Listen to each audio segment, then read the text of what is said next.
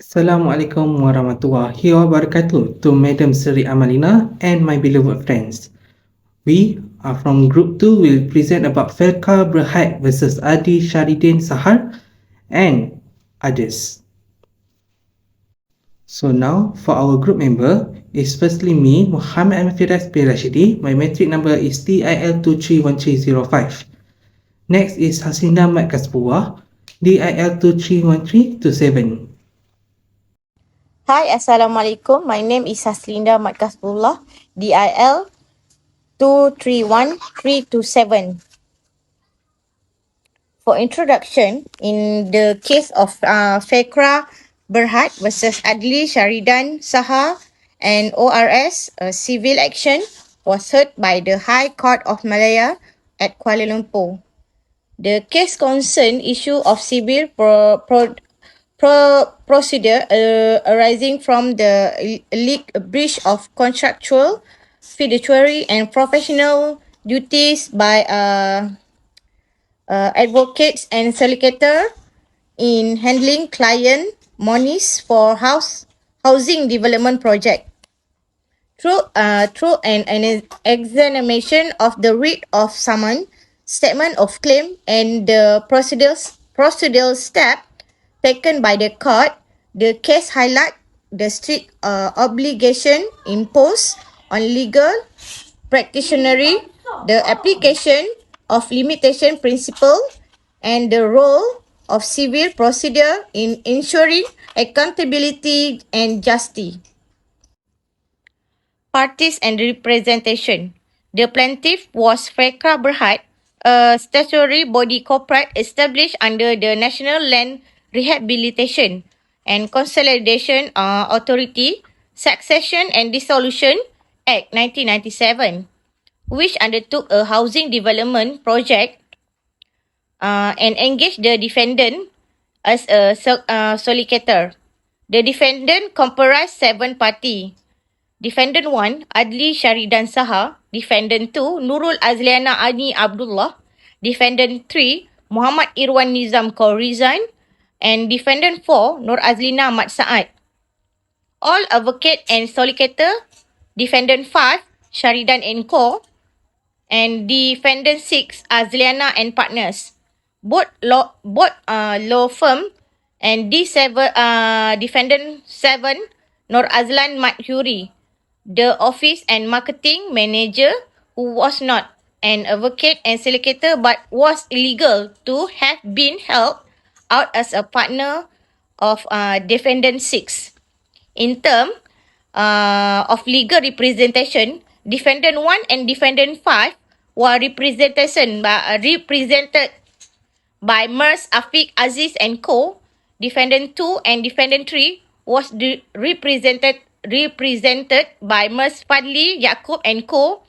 Defendant 4 and Defendant 6 were represented by Mers Screen and Defendant 7 was represented by Mers Rafi and Sani, with sanction obtained from the Director General of Insolvency due to Defendant 7 bankruptcy status. Writ of summon. The proceeding in this case were commenced by the plaintiff, FELCRA Berhad, through the filing of a writ of summon in the High Court of Malaya at the Kuala Lumpur. The writ formally notified by the defendants of the civil action brought against them and required them to enter an appearance within 14 days from the date of service. The action was pursuant to the rules of Court 2012 and signified the plaintiff's intention to seek judicial relief for illegal breach of contractually, fiduciary and professional duty arising from the handling of stakeholder monies. The writ of summon was endorsed with the plaintiff claim, which include declaration of breach, recovery of purchased monies, and loan sum, general, aggravated, and exemplary damage, interest and cost. It also contains essential procedure information, such the party details, the solicitor acting for the plaintiff, and warning of the consequences of filing to enter an appearance. The writ 34 serve as the foundational pleading that invoke the court jurisdiction and set the civil proceeding in motion. Endorsement of claim. In the endorsement of claim, the plaintiff FELCRA Berhad set out the nature of the relief sought against the defendants arising from their alleged breach of contractual, fiduciary and trust duty. The plaintiff claim declaration that the defendant had acted in breach of their obligation, payment of all purchase money, lump sum, and others money received which are thought to have been remitted and accounted for the plaintiff, as well as general damage for breach of contract, breach of trust and negligence. The endorsement further include claim of aggravative and exemplary damage, interest, and cost on a indemnity basis, together with such further or other relief as the court demand fit. It also states the procedural consequences of settlement, namely that proceeding would be stayed if the amount claimed and costs were paid within the prescribed time after service of the writ. The endorsement of claim does provide a concise summary of the plaintiff cause of action and the remedies sought at the commencement of the suit. Statement of claim. The plaintiff FELCRA Berhad is a company incorporated in Malaysia and was undertaking a housing development project at all material times. The defendant comprised advocates and solicitor, law firm, and person held out as a partner who were appointed to act for the plaintiff in sale and purchase transaction as well as financing matter for the project. By virtue of this appointment, the defendant owned contractual, fiduciary and professional duty to the plaintiff, including the duty to properly receive, safeguard, account for and remit all stakeholder money received on the plaintiff behalf. The plaintiff alleged that the defendant breached this duty by failing to properly account for and remit purchase money and loan sum received from purchaser and financial institution.